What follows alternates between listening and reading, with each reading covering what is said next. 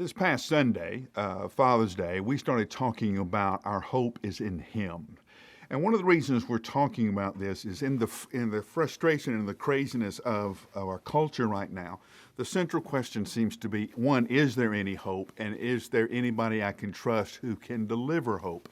And so I want to kind of take us back to the foundational moment of understanding that yes, there is hope, and our hope is named Jesus Christ. We believe He is who He says He is. We believe He has done what He said He has done and will do what He says He will do. That is our hope, that the same Jesus who kept His promises will be the same Jesus who keeps His promises. So we read the passage in Ezekiel 37 where God takes the prophet Ezekiel to a valley of dry bones. Now, this valley was a site of a battle, a great battle, a bunch of years ago. And it was a humiliating defeat for Israel.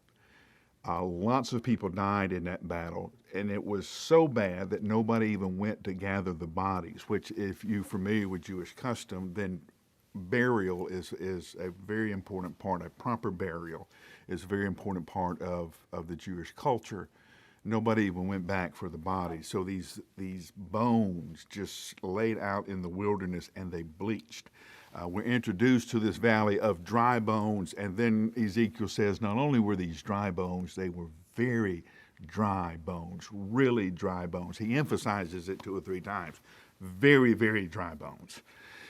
He wants you to understand that all of these people were dead, and there was nothing in that valley that would give us any hope that there was going to be life there again. There wasn't any DNA still alive on any of the bones. There wasn't any muscle tissue that could be rejuvenated. It was hopeless. Now, one of the reasons we have a hard time following God is when we get started, it gets worse before it gets better. We all think, well, I'm going to follow God. My life will be great. And it will be great. But first, you got to back up and deal with some things that got you kind of off track or messed up to begin with. And the hard thing is that Jesus will take you back to those moments that are the worst moments in your life. You're afraid of those moments. You don't want anybody to know about those moments. You're embarrassed by those moments. There are moments of total defeat, total humiliation. There's nothing to be squeezed out of those moments that would be good for your future. You've avoided thinking about them. You've avoided talking about them. And now they sit in the back of your soul and fester like a bad infection. Jesus wants you whole. Jesus wants you healed.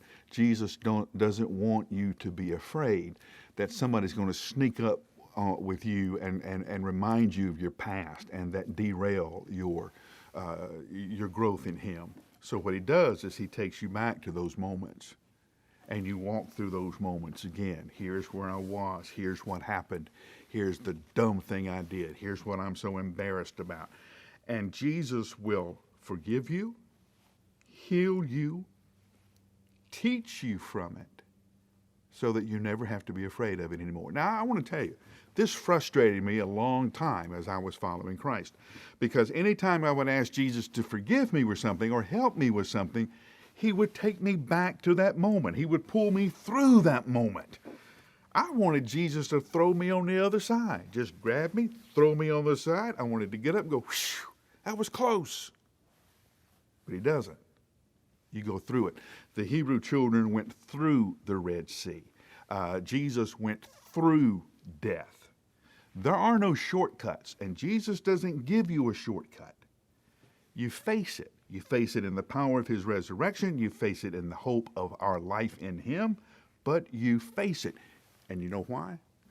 It took me a long time to get this. Here's why. You don't ever have to be afraid of it again.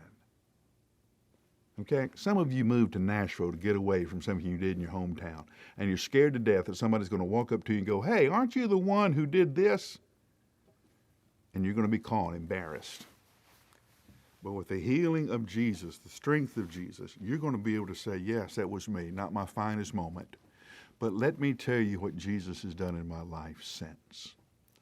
So the moment that the world tries to use to hurt you, wound you, hold you back, Jesus now uses in you to strengthen not only your own life, but your testimony and confidence in him. So I know there's the moment you're afraid of, but that's where Jesus always starts. And he starts so you don't have to be afraid of it again. So where's that moment for you? I'll give you about 60 seconds to think about it, and let's Jesus get started.